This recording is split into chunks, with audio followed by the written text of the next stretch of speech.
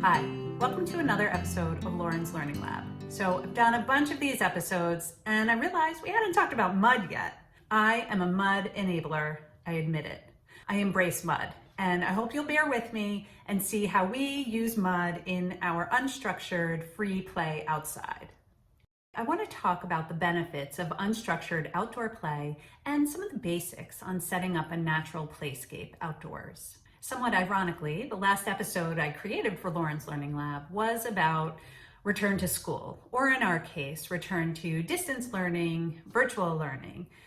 And despite being home, distance learning still is pretty regimented with plenty of rules. The main one being that my kids have to be at their desks for teacher-led learning for the greater portion of the day.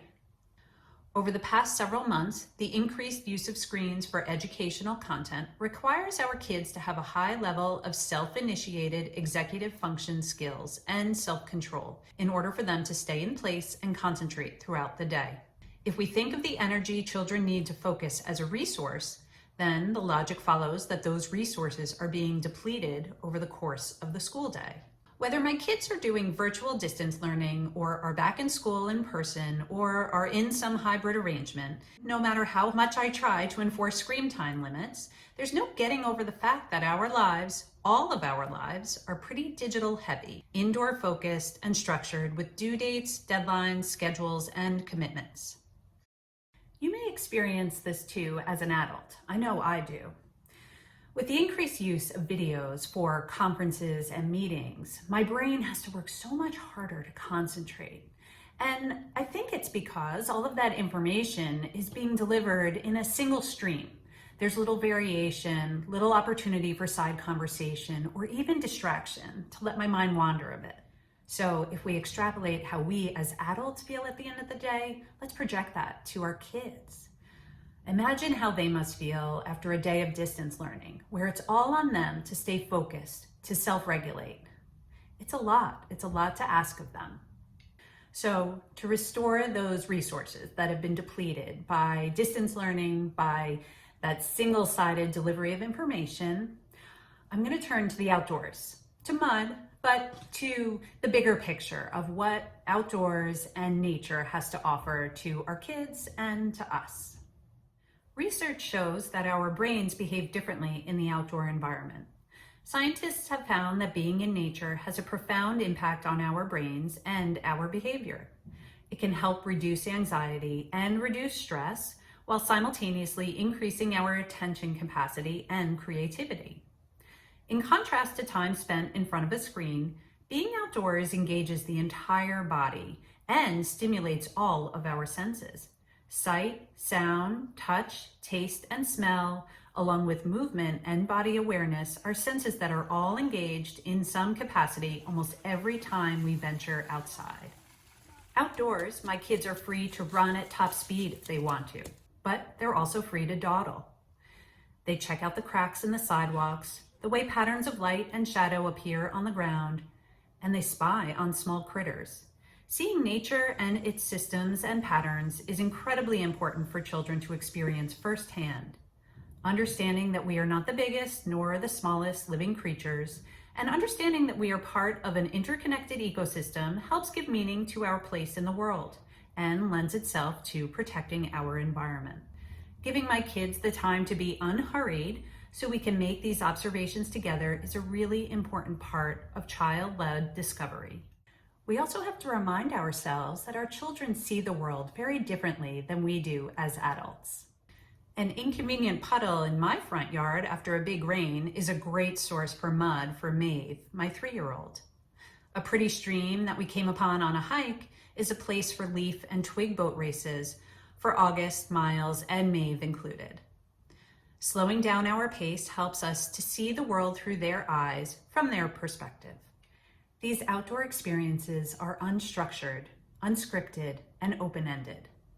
The kids guide our explorations and set the pace. This is the true meaning of child-led exploration and child-led discovery.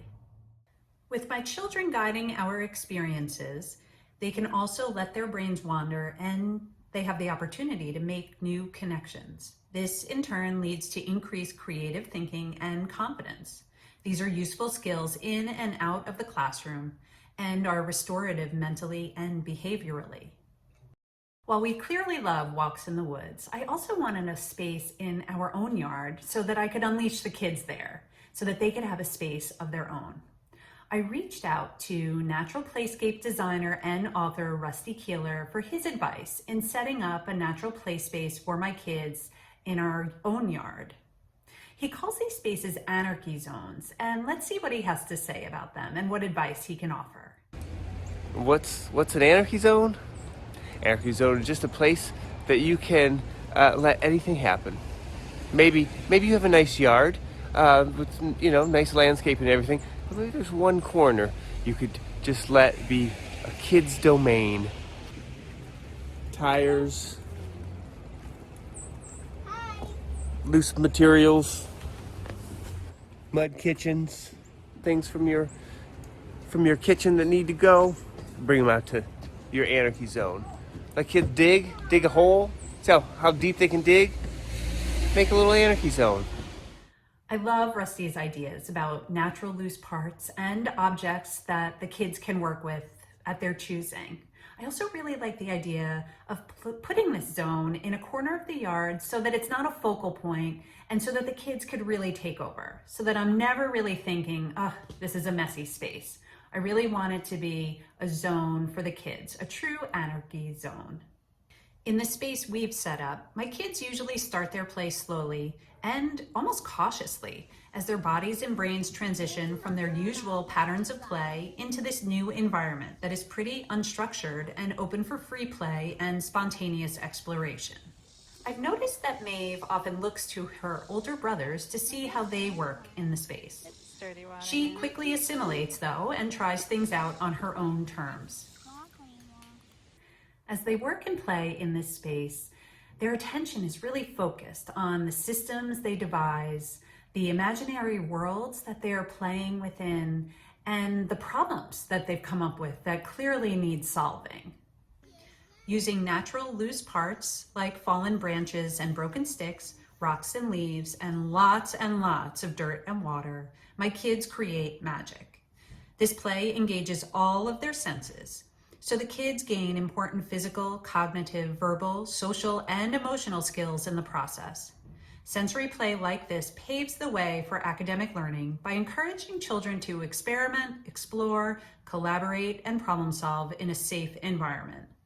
This is the brain break they needed to restore those depleted resources. For my preschool-aged daughter, fine and gross motor development happens naturally in this space.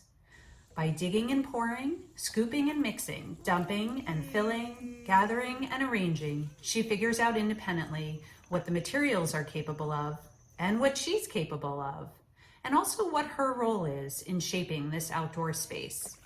Being outdoors is an equalizer, and the age differences between my kids are much less important than the different roles my kids play when they work together or when they work side by side. Each child makes their own discoveries in nature, but also discoveries about what they are capable of individually and as a team. My elementary school age sons have a deeper understanding of natural systems and easily get involved in engineering work in the landscape. Their work in this space is usually systems-based and problem-solving, and generally happens on a pretty large scale. In this space, in our anarchy zone, the process is much more important than the finished product. Using their entire bodies to work, their creativity to imagine, and their communication skills to collaborate, my children work on anything that they can dream up. Children have authorship and ownership over their work in this space. They can make adjustments to their environment, and there's never a right or a wrong answer. But that's definitely not to say there aren't opportunities for success. I love watching my sons work together to perfect their trench system, to align their troughs to funnel water down the hillside, adjusting the troughs for incline and angle for the speed of water.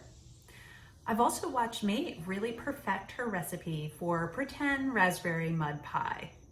It looks pretty delicious. As the responsible adults, we of course need to make sure that the environments our kids are playing in are safe based on their abilities and their level of development. Our anarchy zone is an unexpected setting for the kids, so although it is unstructured, it is definitely not unsupervised. I make sure my kids are each comfortable working in it safely, but then I step back. I am mindful of being present to make sure that they're staying safe and also to stimulate their curiosity and to encourage continued exploration and investigation. But I'm also careful not to disrupt their very involved sequences of discovery and play. Taking risks is an important part of spontaneous, child-led, unstructured play. Giving children the space and independence to make their own decisions and take safe risks is part of this experience. It's important now as children are developing and remains important later in life. As adults, we all know the feeling of seeing a child take a safe risk and succeed. Most recently for me, I watched Maeve as she crossed a stream near our house, stepping carefully on rocks to avoid getting her shoes wet. She and Miles also recently discovered a fallen tree in the woods, something that I might have looked past. Instead, they saw it as an opportunity to climb and quickly realized that it made a perfect natural seesaw. These discoveries are personal and meaningful to them and are things that might not even register to us as adults. In a landscape that is so big, where kids are so small and the world hurries by so quickly, these moments where they have personal successes and even occasional failures, where they can be the leader and teach us something as adults, is truly empowering. It builds a foundation for future personal growth. I hope this episode on the power of spending time outdoors, the restorative power and opportunities has inspired you to at least head outside and maybe even embark on some mud play of your own. But before I wrap up this episode of Lauren's Learning Lab, I bet you're curious how mud play really ends. Let's take a look. So this is the aftermath of their outdoor free play. This is why Rusty must call this an anarchy zone, right? It looks like a war was fought. It's unclear if the kids won or the mud won, but I do know for a fact that they had a ton of fun. A lot of fun making this mess, a lot of fun playing and working together, and now I've got to go help them get cleaned up.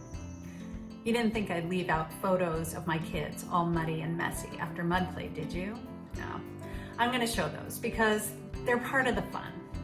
I clean them up the same way I have ever since my boys were little, and with a little sister in the mix, you bet she wants to join in and help out hosing her big brothers down.